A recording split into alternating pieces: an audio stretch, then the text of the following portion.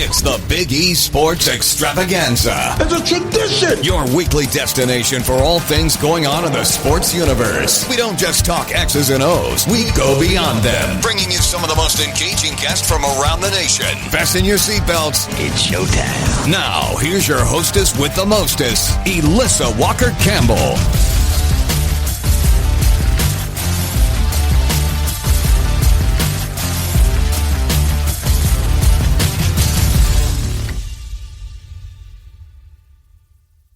Elissa Walker-Campbell, welcome into the Big E Sports Show. Before we get underway, many different ways to connect. You can always join us online at X or Twitter at eRadioSports, eRadioSports.com, many different platforms, always on YouTube, and the countdown is on for Super Bowl 59. Looking forward to this fascinating matchup between the Chiefs and the Eagles, and we are thrilled to have back with us in studio from Athlon Sports, Post Game Central, and that is Craig Larson. And how about Craig, Super Bowl being back in New Orleans for the 11th time? How cool is that? The 11th time. Hey, E, good to be with you once again. Yeah, Super Bowl week. New Orleans is probably my favorite Super Bowl city. And some of those memories, Super Bowl 12, when Butch Johnson made the catch for the Cowboys, former Sooner Kenny King 3 years later with the Raiders, catching that 80-yard pass from Jim Plunkett.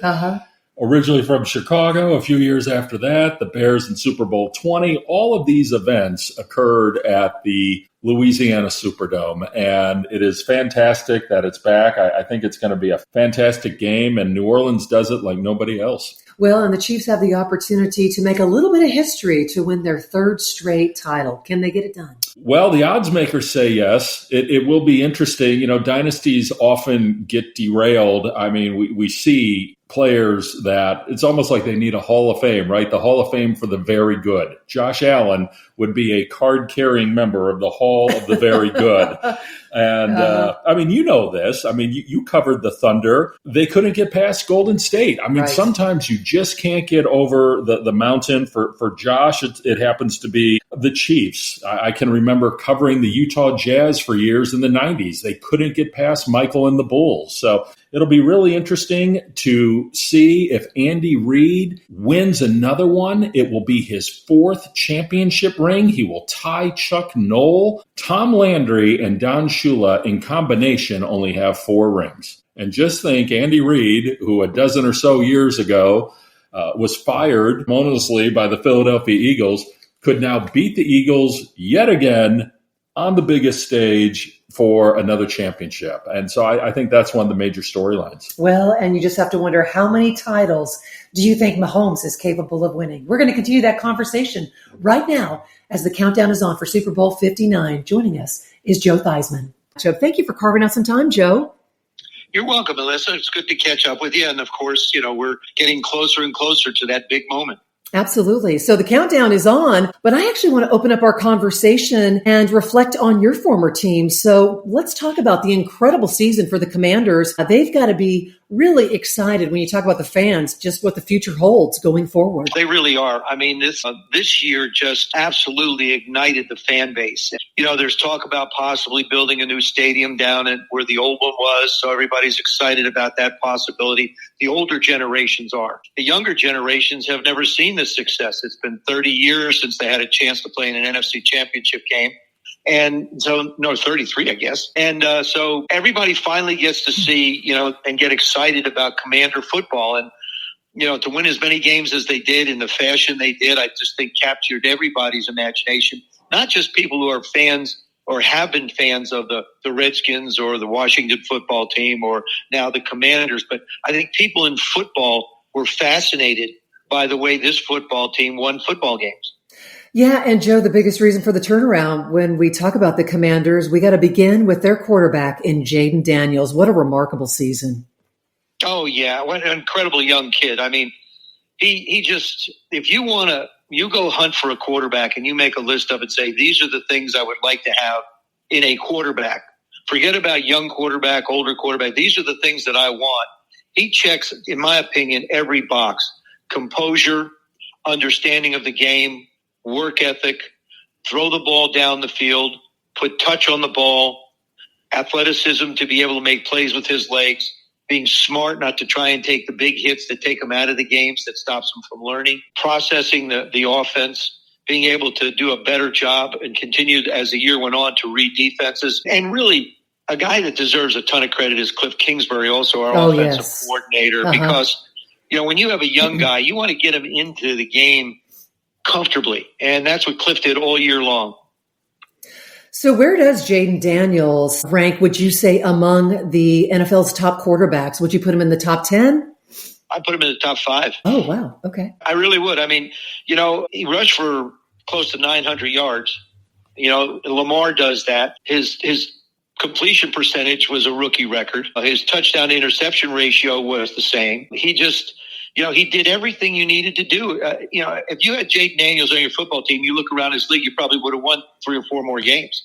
Now, here's the thing, Elissa. This is what, I'm trying to temper people a little bit this way. These kinds of years don't continually happen. I mean, what Patrick Mahomes and the Kansas City Chiefs have done is phenomenal. There's been a couple of constants there. I look back and see C.J. Stroud had a sensational year 2 years ago, struggled this year in Houston. People were out. He wasn't the same quarterback. I don't necessarily see that happening with Jayden, but in our game, the single most important thing is you have to have people stay healthy if you're going to get a chance to compete for a title. Philadelphia got healthier. Kansas City got healthier. We were healthy. And the other thing is, too, is when you got Saquon Barkley and your defense is ranked 30th against the run, that's not a good matchup. That doesn't bode well as far as being able to control the game. Although I thought we were in that game for a while, and then the turnovers just kill you. You can't give really great football teams too many opportunities to put points on the board, because they will. Well, we're zeroing in right now, talking about Jayden Daniels and just trying to quantify his season. I mean, would you say that this is perhaps one of the greatest rookie seasons that the NFL has ever seen? Because it's just been transformative what took place. I mean, you think back, as you were talking about, in 2023, the Commanders, they only won 4 games. They were 14-5 this year.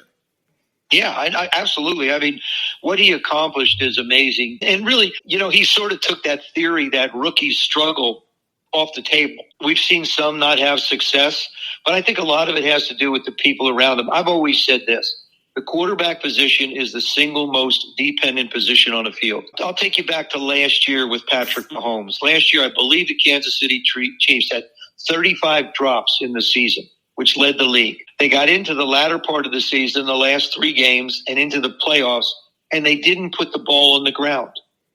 You take a look at the Commanders through the first 2 rounds of the playoffs, you had a similar scenario. They were catching the ball, and then all of a sudden you get into the championship game, and you wind up giving the Philadelphia Eagles a short field. And you just can't do that. It was going to be a knockdown, drag out as it was until the mistakes were made, and then they capitalized on those opportunities. But Jayden has sort of set a bar, and everybody said, "Oh well, this is now we're going to go to the NFC Championship game." And there's so many X factors, Elissa. There's so many things that go into a season. Coaching changes, offensive philosophies change. Look at the Detroit Lions. Oh yeah, they had the best season they've had in their history. Lost both coordinators.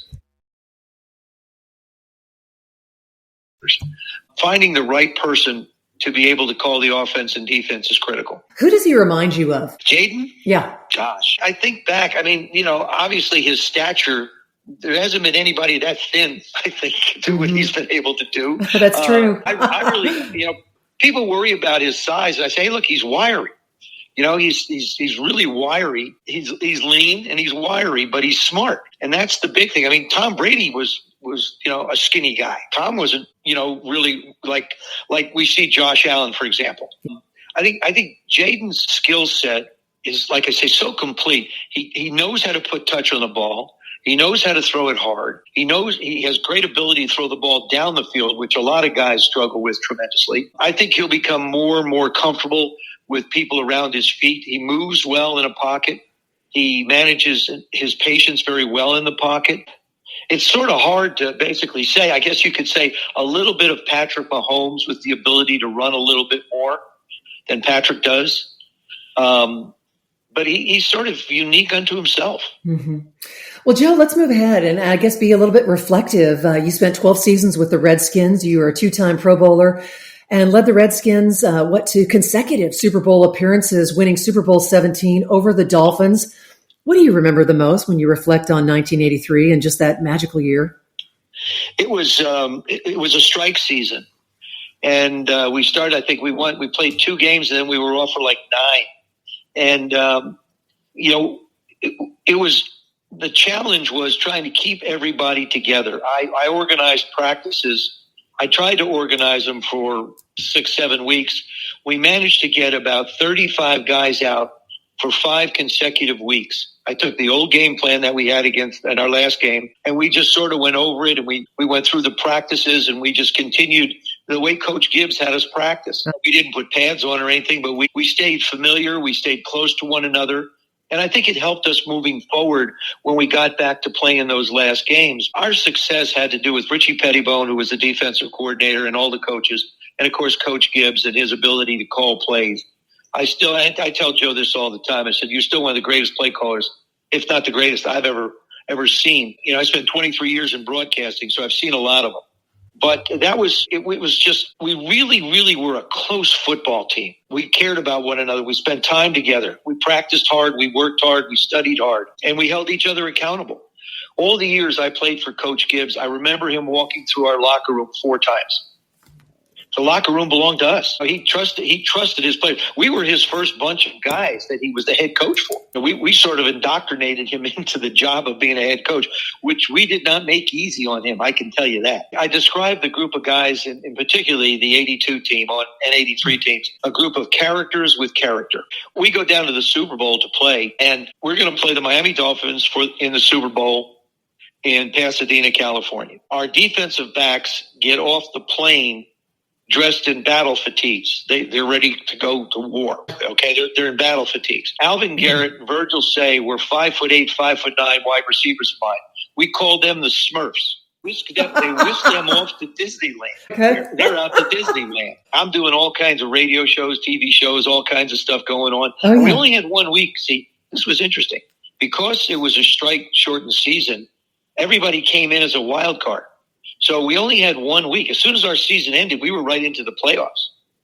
And we won 3 consecutive games and wound up going to the Super Bowl. The night before the Super Bowl, I guess Friday night it was, not the night before, but Friday night, John Riggins shows up at Mr. Cook's party with a top hat, cane, tails, shorts, and cowboy boots. Uh-huh. So to say that we were feeling the pressure, I don't really think that was the case. Yeah. But it was a very unique group of guys, and this is the thing that I think as Commanders will look back, if I can regress for a second, sure, is this football team was very unique. It's going to be different next year. There'll be different players, and that's to me is what made Tom Brady so special, and it's what makes Patrick Mahomes special. There's only 5 players, I think, on the Kansas City Chiefs that were there for the first Super Bowl that Patrick was there. And that was only 4 or 5 years ago. So there's been tremendous transition, but he's been the constant. It was the same thing for Tom in New England. You can hardly name wide receivers other than slot guys and tight ends in New England. And it was that consistency at that position that allowed the coaches to be able to make the adjustments around him. And I think you're going to see the same thing with Jayden here in Washington. Just a moment ago, Joe, you were talking about Coach Gibbs, your relationship with him, and, of course, your teammates. We don't want to overlook John Riggins running down the sideline. That was an incredible Super Bowl performance. And that guy knew how to break down the defense, break tackles, and here comes the diesel, right? Oh, gosh, yes. I mean, I had the best seat in the house for that run. For sure.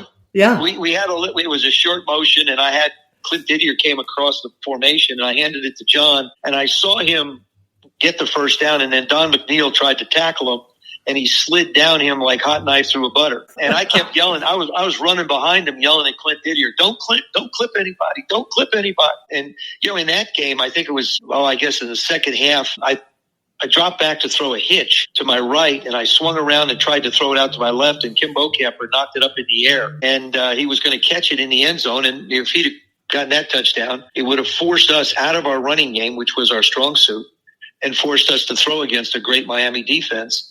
I managed to strip the ball away from him, and we're sitting in the end zone, and I looked at Kim, and I went, that was close. And we, managed to win the football game. And, John was just incredible. I mean, it was a record at that time. And, he was our bell cow. He was our Saquon Barkley. Mm-hmm. And I think, matter of fact, Elissa, I've drawn, when I look at the football team in '82, our football team, and I think of the Philadelphia Eagles this year, Jalen Hurts' role was similar to mine. Is we were a run-based football team. It started with John and Joe Washington, and then we had Alvin Garrett, and Virgil Say, and Charlie Brown, and Art Monk. And Art's a little bit like A.J. Brown, a big target.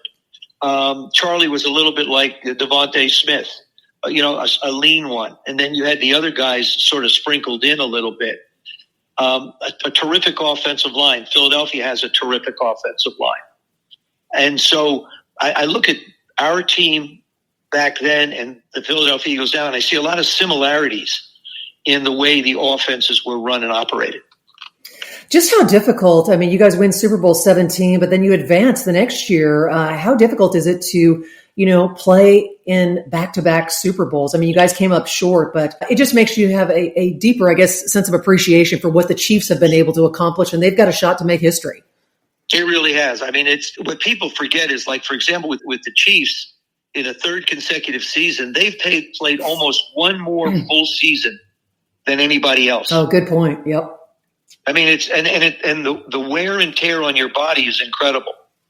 Patrick Mahomes is the best quarterback in football. I mean, it ain't even close, in my opinion. He does the things he needs to do in the big moments, and that's what's your record in the playoffs? How well do you do in championships? So that's the thing. I think you have to look at people and say, here they are. Josh Allen's a terrific quarterback, but just hasn't quite gotten there. Josh Allen's situation reminds me of Matt Ryan when he was in Atlanta. Matt would get close, and everybody would say, well, he's just not there. He's not there. And then all of a sudden they went to the Super Bowl, albeit one of the craziest Super Bowls we've ever seen in our life between Atlanta and New England. But he was there, and all the conversation stopped. You're going to hear the conversation about Josh Allen again next year. You're going to hear the conversation about Lamar Jackson again next year. And it does make a difference. When you're on a team that's that close, and you are a lot of the reason why they're having success, the perception of where you are and what you can accomplish is very much open to observation. Yeah. Joe, speaking of perception, what did you think about Patrick Mahomes when his college days and playing at Texas Tech? I mean, Lee Steinberg and I have had this conversation because he wasn't the big hot name, coming out of college, and he has certainly exceeded expectations. Oh, Josh Allen's the same way coming out of Wyoming. Yep. He was a gunslinger. Yeah. I think you look at the Texas Tech quarterbacks, Baker, Johnny Manziel. You look at these different guys down there, and it's a wide open offense. And Patrick found the right coach. I asked Tom Brady once this question. Mm-hmm. Tom and I are good friends, and I love learning from him. I said, "What made you great?" Yeah.